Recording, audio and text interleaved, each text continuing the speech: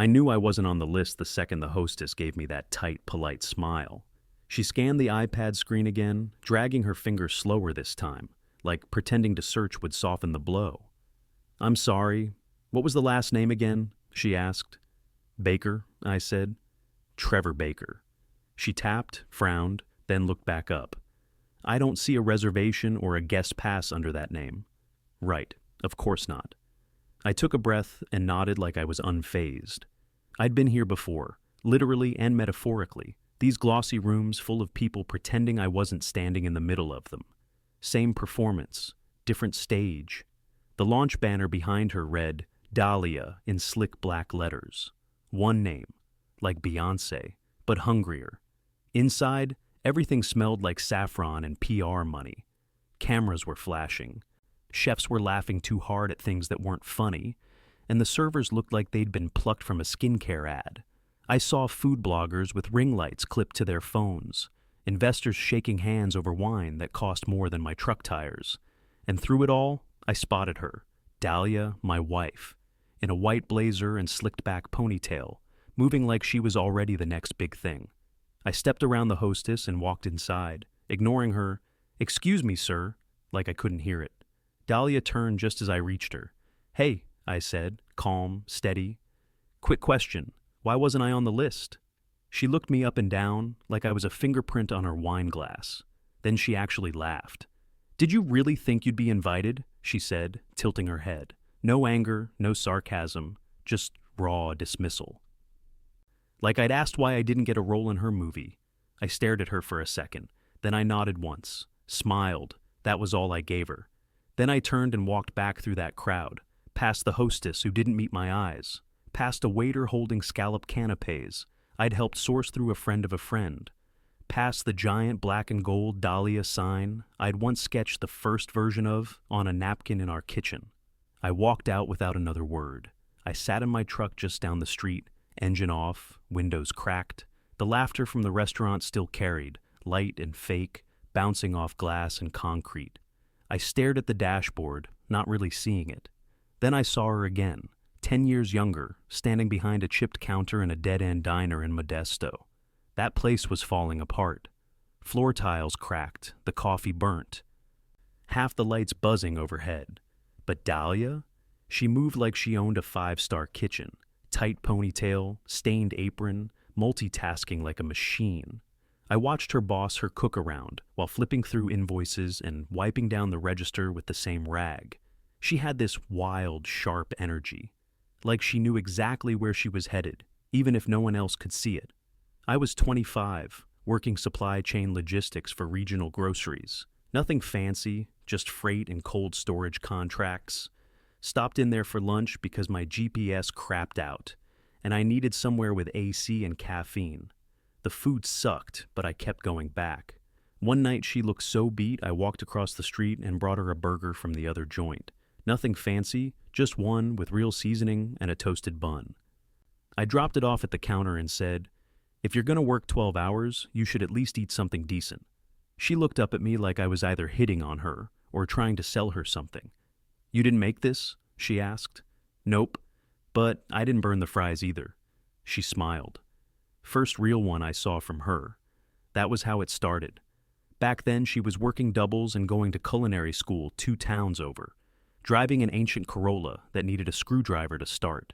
I helped her study for her food safety exams, brought her coffee at 5 a.m. when she was prepping for a school showcase, bought her new knives for Christmas.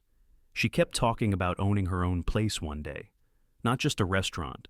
Her name on the front, her vision, her rules. I believed in it, more than I believed in anything I was doing. When her student loans got tight, I pitched in. When she needed new shoes after her arches collapsed from standing all day, I covered it. I helped her get into her externship in Sacramento, drove her there myself, twice a week. Never asked for anything back. I wasn't chasing credit. I was chasing her future. Because she kept saying we were building this together. She'd lie on my couch, covered in kitchen burns, and say, "One day, I'll be the one taking care of us." And I believed her. Not because I needed the money, I was doing fine, but because it made the grind worth something. When she graduated, I threw her a party, Tiny backyard thing. I grilled ribs and bought her a cake with her name in edible gold. She cried when she saw it. "This is just the start," she whispered that night, curled up next to me. "You and me, we're gonna own this industry." So I leaned in. More money, more time. I helped her get her first job under a hotshot chef in Napa. Sat in the parking lot while she went inside, terrified.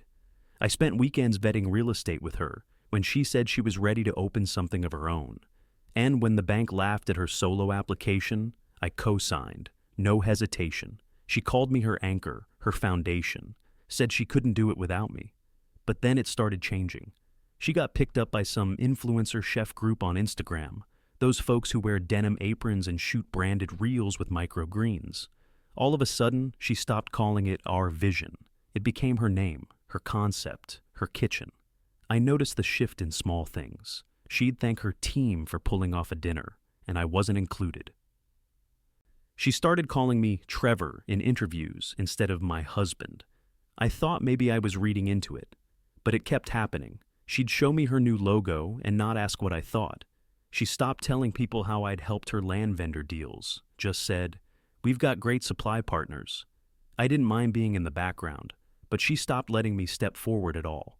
I gripped the steering wheel, still parked there in the dark, outside a party I helped fund but wasn't welcome at. Then I started the engine and pulled away. The streetlights blurred as I drove. I wasn't heading anywhere, just moving. The silence in the cab felt louder than the music would have. I kept thinking about all the times she'd slowly peeled me out of her world. The first one was subtle. A wine tasting at a Napa vineyard she'd been invited to through some food magazine thing. We'd just sat down at a long oak table when she leaned toward me and whispered, "Don't say Merlot, say Cab or Syrah, trust me." I laughed and said, "It's wine, Dahlia, not a resume." She didn't laugh back, just gave me that sideways look she'd started to master, the one that meant, "You're making this harder than it has to be." Later, when the sommelier came by, I asked for a recommendation. The guy pointed out a Merlot that he said was surprisingly bold. I said, "Sure, sounds good." Dahlia cut in, loud enough for the whole damn table. "He's still learning, we'll do the Syrah." People chuckled. I didn't. I let it go. Told myself it didn't matter. Then came the pop-up dinner in San Diego. 80 guests, 7-course tasting menu, all local press. I'd helped her get the truffle supplier for that night. Called in a favor from a client I'd worked with for 6 years. When she introduced me to the event sponsor, she said, "This is Trevor. He runs a supply chain thing." No mention of how I found her half the vendors she was showcasing. No mention of my husband. Just a vague job title like I wandered in off a LinkedIn post. At another dinner, she literally shushed me. I was answering a question about how we sourced from Northern California farms, trying to explain how tight the logistics were with the droughts lately. Mid-sentence, she reached over, touched my arm, and said, "Babe, not now." I shut my mouth, smiled, played along. But the message got louder every time. A few weeks after that, I asked if she needed help planning for a seasonal menu shift. She waved me off. "It's mostly internal. Chef Mateo and I have it." Mateo, her new co-owner, the one who showed up just after she signed the lease on the space I co-signed for. Young, polished, PR-friendly. Liked saying things like elevated simplicity and flavor journey. When the next tasting event came around, I didn't get a +1. I figured it was a mistake. I asked her. She didn't flinch, just said, "It's more of an industry crowd this time. You'd be bored." I opened my mouth, then closed it again. That same week, I found out I wasn't even on the guest list for a private investor dinner. I saw it on a group email by accident. When I brought it up, she blinked at me and said, "I didn't think it mattered. It's not really your lane." Not my lane. I stopped showing up after that. If she wanted me out of the photo, I wasn't going to keep stepping in front of the camera, but I didn't stop noticing. She started speaking in phrases that didn't include me. My project, my concept, my team. When a reporter asked how she built her supplier network, she said, "Years of research, lots of trial and error." I read that article in the waiting room at a tire shop, put my phone down, and stared at the wall for 5 full minutes. She didn't forget how she got those names. She just chose not to say it out loud. That night, I went home and started digging through the business paperwork, leases, supplier contracts, reservation system agreements. And for the first time in a while, I didn't feel invisible. I felt useful.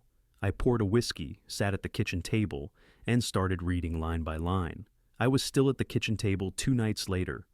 Paperwork spread out like a crime scene when Dahlia asked if I wanted to grab coffee the next morning. Just us.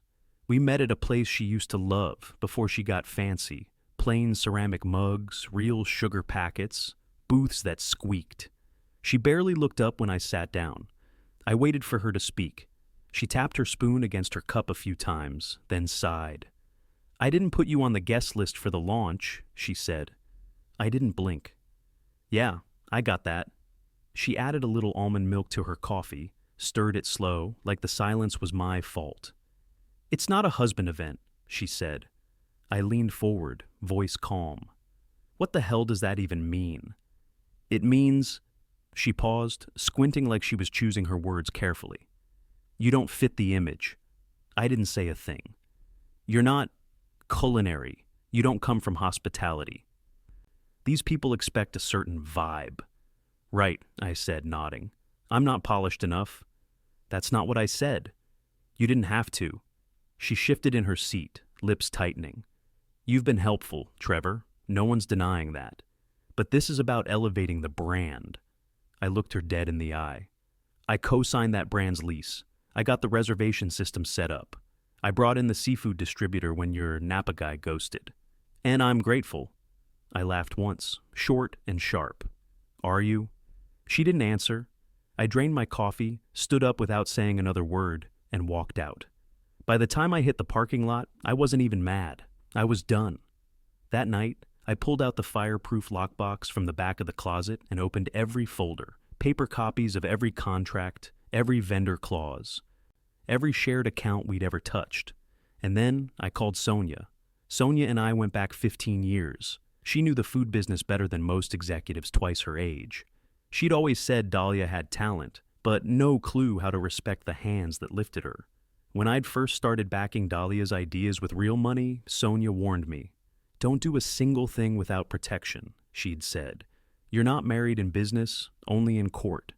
She helped me write language into vendor agreements that protected my stake. She knew the codes to trigger if I ever needed leverage. I hadn't planned on pulling the trigger, but Dahlia did the honors for me. Sonia picked up on the second ring. "You finally ready?" "She told me I don't fit her image," I said. "She made it clear this isn't mine anymore." "Okay," she said, no surprise in her voice. "You got the files?" "I've got everything." She exhaled through her nose. "Then let's activate." We stayed on the phone for an hour, walking through line items like we were prepping for trial. Every loophole Dahlia thought was a safety net. We had fine print stitched underneath. She always thought I'd just play along, that I'd stay out of sight, out of mind. But I'd been taking notes, and now I had a list. When we hung up, I sat back, stared at the folders across the table, and circled the first 3 contracts with a red pen. I parked 2 blocks from the restaurant. Same truck, same spot as launch night. But this time, I didn't get out. It was an hour before the soft opening preview. Press, partners, private tastings. She was probably inside walking the room, touching up flatware, giving some speech about vision and legacy. The sky was clean and pale, the kind of weather people hope for when they plan these events. I unlocked my phone and opened my messages. First text went to Wayne, the seafood distributor I'd pulled in from my Northern Coast contact list. Good guy. Always kept product cold and consistent. No drama. Me. Pause delivery. Effective immediately. Contractual discretion clause. No emoji. No explanation. Didn't need one. The contract gave me that power. Supplier relationship held in my name.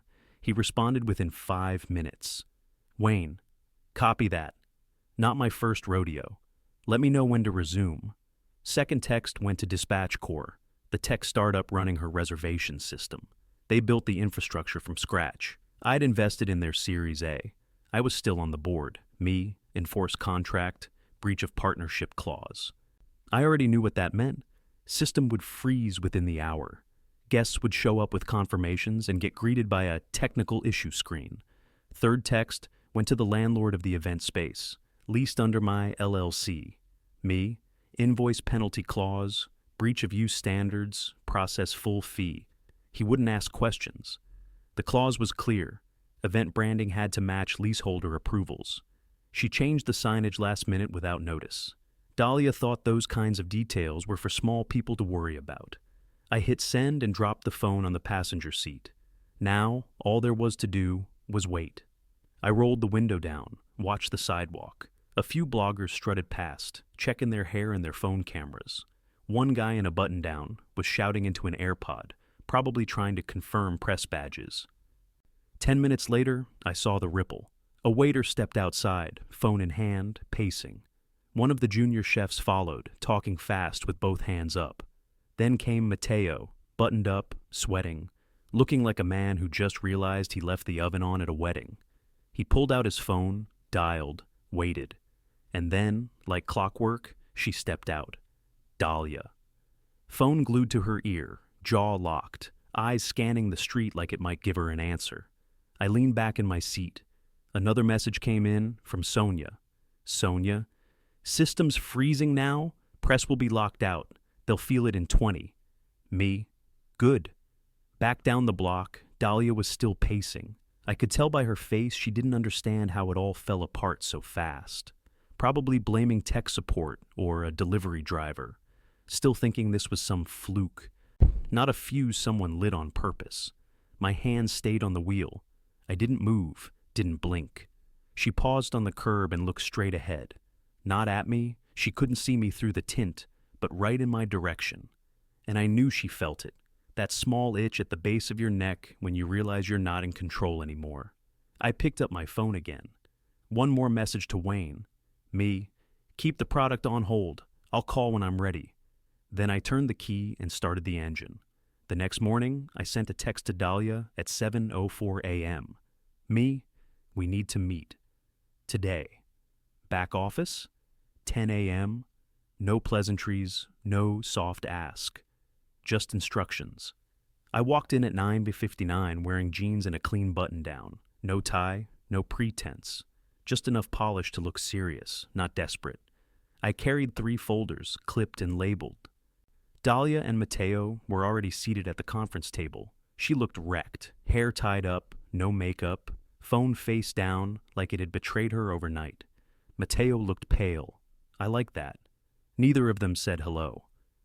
I pulled out the chair across from them and laid down the folders one by one.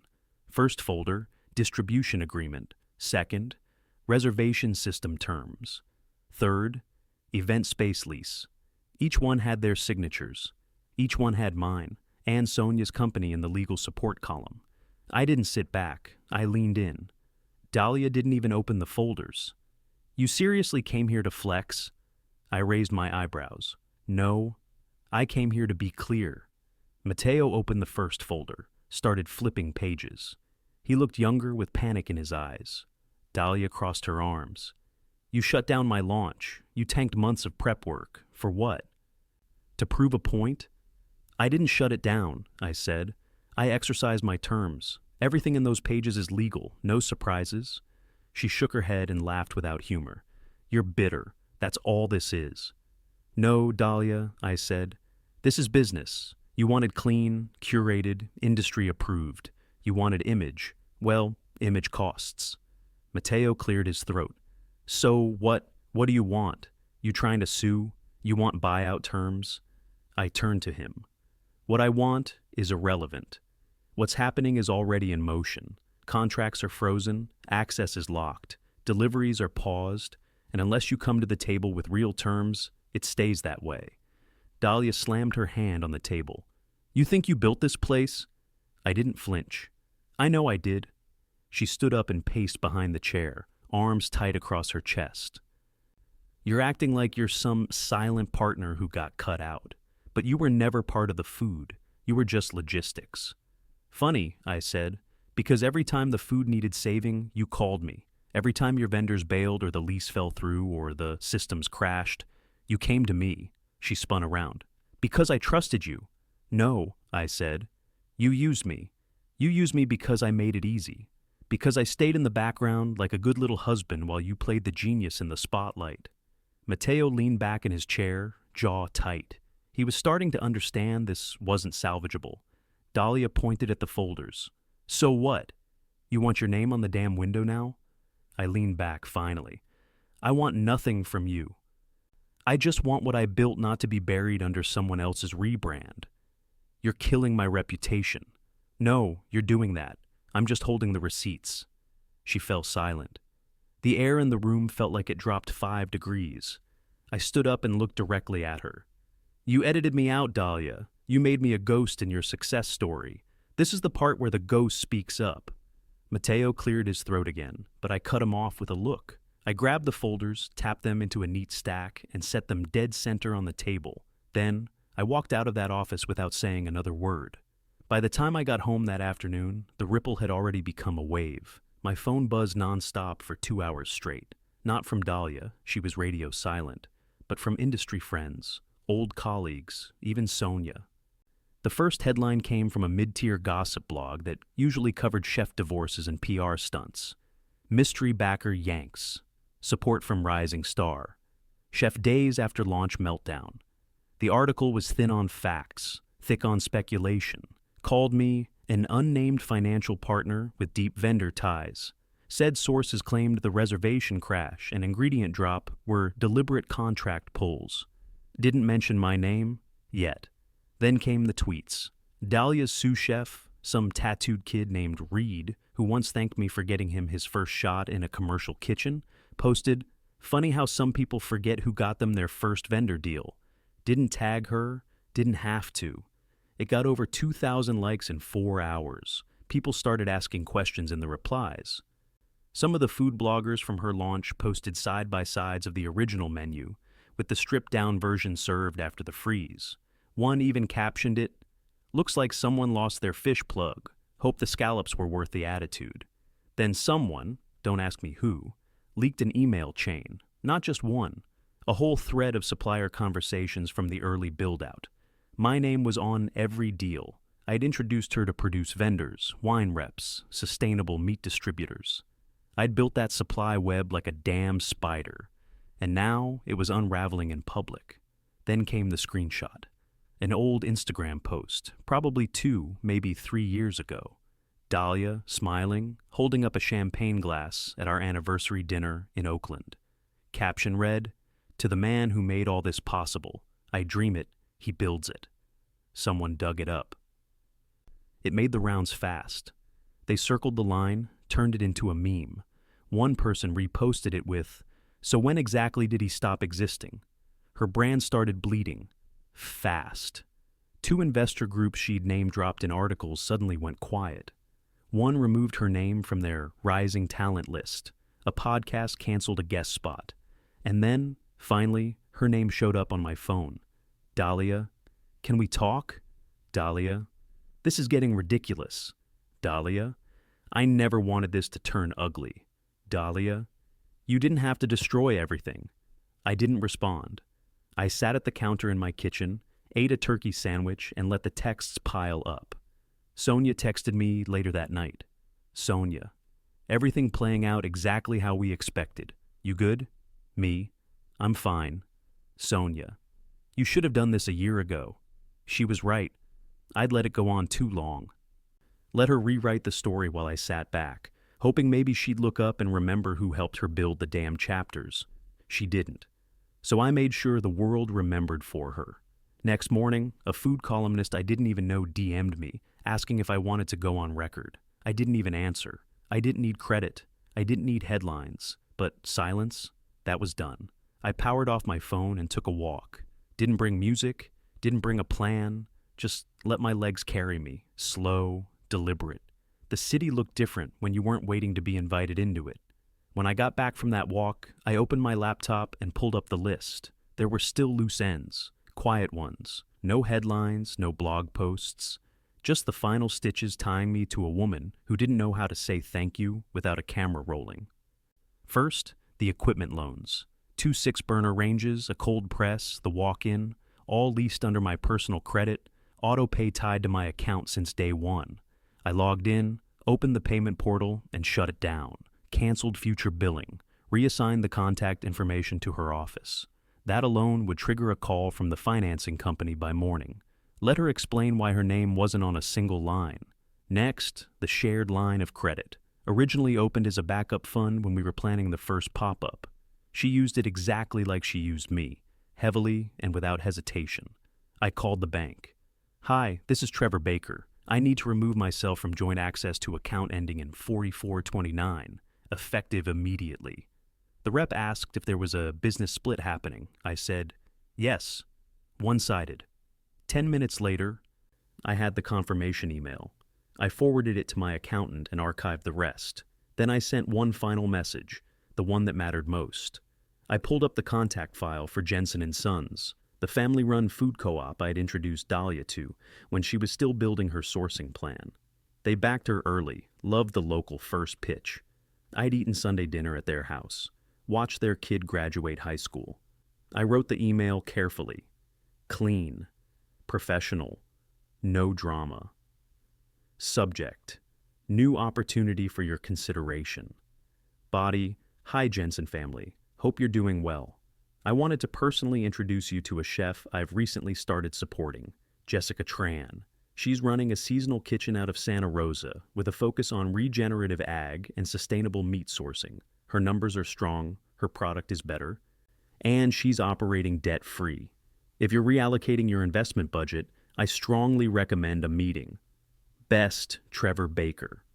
I never mentioned Dahlia, didn't throw shade, didn't have to. The silence was the shade. Within an hour, they replied, "Thanks, Trevor. Appreciate the referral. Let's set something up next week." That was it. The last knot cut. I moved into a small condo outside Petaluma the following week. 2 bedrooms, clean walls, nothing fancy. But it had a real kitchen, gas stove, quiet fridge, a countertop with no crumbs I didn't put there. No branding, no launch strategy, no tension in the air. First night there, I made dinner just for myself. Roasted chicken thighs, green beans, buttered rice. I used my cast iron and didn't rush a damn thing. No emails, no kitchen crises, no silence from the other side of the table. I poured a drink, sat down, and for the first time in a long while, didn't feel like I had to prove I belonged in the room. 2 weeks into the move, Sonia called me while I was unpacking kitchen boxes. "Need a favor," she said. "Also, maybe a job." I wiped my hands on a towel and leaned against the counter. "Go on." She told me about a food tech startup she'd been advising. Supply chain meets local sourcing. Built to streamline farm to table without the usual red tape. They were fast-growing, underfunded, and badly in need of someone who could handle vendor relationships without blowing smoke. "They need a grown-up in the room," she said. I told them that's you. I met the team 3 days later in a wee workspace downtown. Young, but sharp. People who actually listened when I spoke. No name-dropping, no fake polish. They knew what they didn't know, and they respected what I did. By the end of the week, I had a signed offer. Head of Supply Partnerships. Not the guy who runs a thing. Not a +1, a title with weight. First meeting I sat in, the CEO asked me directly, "What would you do differently from how it's normally done?" I answered without hesitation. "Cut out the middlemen who mark everything up and delay delivery. Give small farms better margins and direct access to restaurants that care more about quality than branding." He nodded. "That's exactly what we were hoping you'd say." I left that meeting with a grin I didn't bother hiding. It felt good to be valued, to have my knowledge treated like a resource, not a liability. That night, I got a text from a number I hadn't blocked but hadn't responded to in weeks. "Dahlia, you didn't have to destroy everything." I stared at it for maybe 10 seconds. No typing bubble appeared, no follow-up message, just that. She still didn't get it. She thought I was punishing her, that I'd lit a match just to watch her burn. But it was never about revenge. If it had been, I'd have dragged her name through every blog, every interview request, every investor call. I didn't. I protected myself. That's it. I pulled out of a house I helped build the moment I realized I was being locked out of every room. She called it destruction. I called it cleanup. I put the phone down without answering. Next day, I took a call from a regional food co-op, asking if our startup could help modernize their ordering systems. I walked them through a full supply chain audit And by the end of the call, they offered to beta test our software in 5 pilot restaurants. The CEO sent me a Slack message right after. "Whatever we're paying you, it's not enough." That made me laugh. Not because I needed the flattery, but because it was the first time in years someone said it and meant it. I wasn't chasing praise. I wasn't chasing anything, really. I just wanted a seat at the table that didn't disappear the second the camera turned on. And now I had the table, the seat, and finally, my name on the damn placard. 6 months later, I walked into a tasting event in Soma wearing a blazer and boots that didn't need polishing. The room was loud, packed, real, not curated to death. I wasn't a +1. I wasn't background noise. I was sitting on the damn panel. They handed me a name badge that said, Trevor Baker, Head of Supply Partnerships, Gather Source. A few people nodded as I passed. Some recognized the name. One woman from a sustainable ag firm clapped me on the shoulder and said, "Heard you're the guy who helped fix half the broken restaurant pipelines in this city." I just smiled and said, "Tried my best." During the panel Q&A, a young chef from Oakland raised his hand. Couldn't have been more than 23, nervous, fidgety, but sharp. "Just wanted to say thank you," he said into the mic. "You connected me to Mendoza Farms last quarter, changed our whole produce setup." I nodded. "Mendoza's the real deal. You treat them right, they'll stick with you for life." I meant it. After the panel, a few people came up to shake hands, swap cards. Nobody asked who I was married to.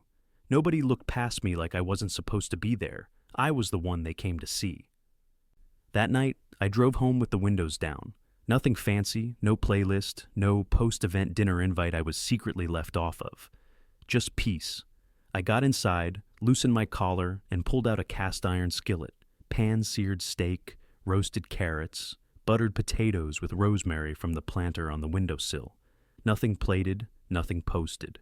Just a clean kitchen and a quiet room. I poured one drink, set one plate. No stress, no silence, no waiting to be seen.